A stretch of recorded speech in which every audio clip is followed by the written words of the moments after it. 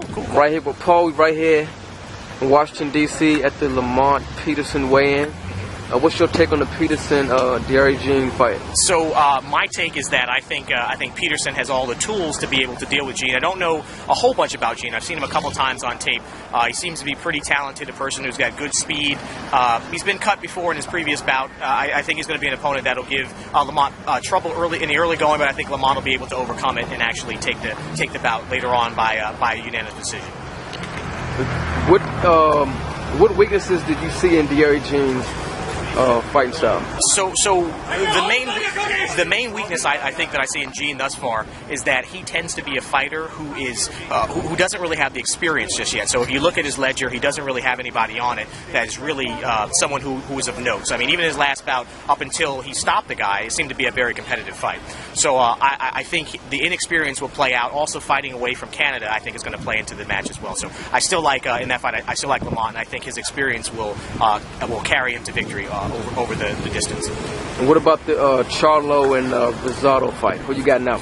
This fight, to me, is probably the fight of the night in a toss-up. I think Rosado, I like Rosado.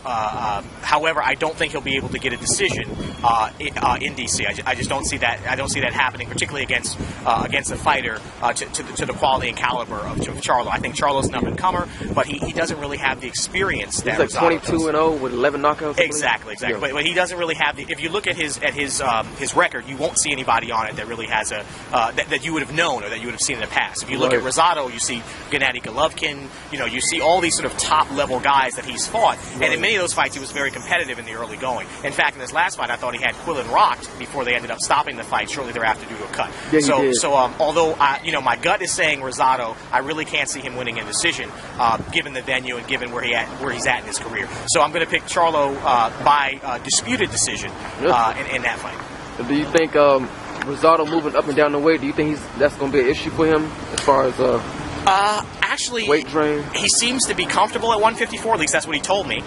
So I think actually moving down might actually be helpful for him. He didn't look weight drained when I saw him the other day. I think he's going to be pretty good at 154. And in fact, I think I'd love to see other fighters who are fighting, I think, a little bit too high move down to 154 too, to really sort of have a nice mix at that weight. Guys like Curtis Stevens and those sort of fighters, I think, would be really good moving down to that weight as well. Well, last question. What's your take on Justin Bieber's DUI drag I don't get into the sort of the pop culture stuff, so I'm going to have to pass on that one. It's up to you. All right, thanks. All right, cool.